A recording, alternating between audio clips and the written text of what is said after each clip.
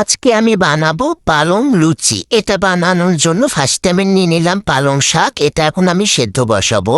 এর জন্য আমি পানি গরম দিয়েছিলাম অনেক আগে। পানি গরম হয়ে গিয়েছে, এখন আমি শাকগুলো দিয়ে দিলাম।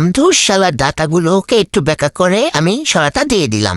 হালকা সেদ্ধ করলেই হয়ে যাবে। এই যে দেখুন, আমার শাকটা কিন্তু হয়ে গেছে। এখন আমি উঠিয়ে নেব। এদিকে আমি ব্লেন্ডারের জারে শাকগুলো তুলে নিচ্ছি। অল্প একটু পানি দিয়ে আমি ব্লেন্ডার করে নেব। এরপরে আমি চলে আসলাম রুটির ডো বানানোর জন্য। ফার্স্টে আমি এখানে 1 কাপ সাদা আটা নিয়ে নিলাম। এরপরে আর 1 কাপের অর্ধেকের একটু বেশি দিয়ে দিলাম। এরপরে দিচ্ছি লবণ। এরপরে দিচ্ছি কালো জিরা। কালো জিরাটা দিলে ফ্লেভারটা ভালো আসে, এজন্য আমি এটা ইউজ করি লুচি পুরিতে। অল্প করে চিনি দিয়ে দিলাম। আমি যে রেসিপিটা ফলো করে বানিয়েছি সেটা চিনিটা উল্লেখ ছিল, এজন্য দিয়ে দিলাম, দেখি কেমন হয়। এরপরে দিয়ে দিচ্ছি সয়াবিন তেল। সয়াবিন তেল অল্প অল্প করে দিয়ে ডোটাকে ভালো করে মেশাতে হবে। এখন আমি আরেকটু দিয়ে দিচ্ছি। এরপরে এটা মিক্স করে যখন হাতে দেখবেন দলা পাকিয়ে যাচ্ছে এভাবে, তাহলে বুঝবেন হয়েছে। এরপরে আমি সেই যে ব্লেন্ডার করে রেখেছিলাম পালং শাক, ওইটা নিয়ে আসলাম। এখন এই ডোয়ের ভিতরে পুরোটাই দিয়ে দিব। এই যে দিয়ে দিলাম। এখন ডোটাকে আমি ভালোভাবে বানিয়ে নেব। আর এর সাথে অল্প করে পানি দিতে হবে মাঝে মাঝে, আর তেল দিয়ে এই ডোটা সুন্দর করে বানিয়ে নিতে হবে। ডোটা ভালো করে বানালে লুচিগুলো ভালো হবে। এই যে দেখুন কি সুন্দর আমি ডো বানিয়ে নিয়েছি। এরপরে উপরে সয়াবিন তেল দিয়ে এটাকে আমি রেস্টে রেখে দিব। এই যে অনেকক্ষণ পরে আবার চলে আসলাম, তো দেখুন কি সুন্দর সফট হয়ে গেছে। এখন এটাকে একটু ভালোভাবে মথে নিতে হবে। আমি পাতার উপরে নিয়ে এটাকে ভালো করে মথে নিচ্ছি।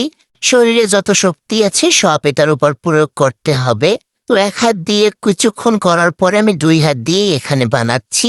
ডোটাকে লম্বা আকৃতি করে নিলাম। এখন ছোট ছোট করে লুচির প্যারা বানিয়ে নিচ্ছি।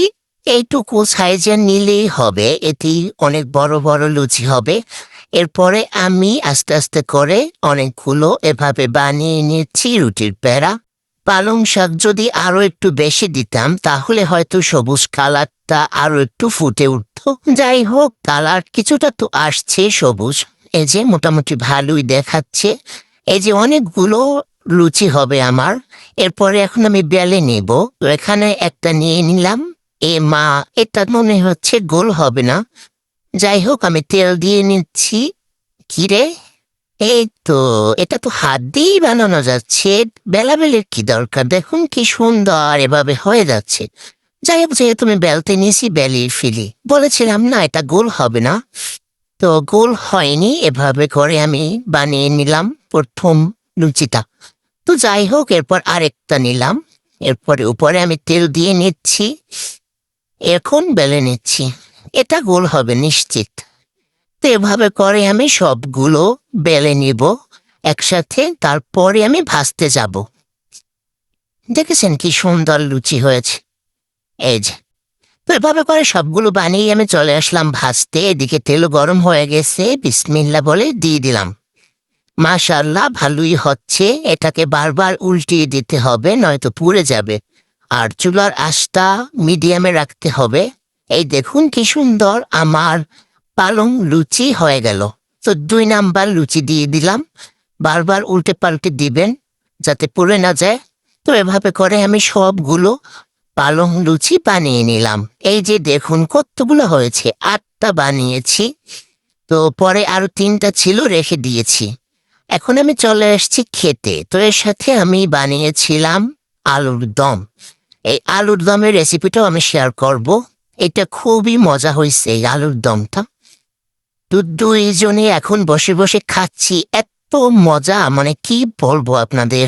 মানে একদম মচমচে নরম হয়েছে এই লুচিটা। আর বিশেষ করে কালো জিরা দেওয়ার কারণে ফ্লেভারটা খুব ভালো আসতেছে। পালং শাক যে দিয়েছি সেরকম কোনো ঘ্রাণই আসতেছে না। রেসিপিটা ফলো করে আপনারাও বানিয়ে খাবেন, অনেক মজা। তো ভিডিওটা কেমন লাগছে অবশ্যই জানাবেন।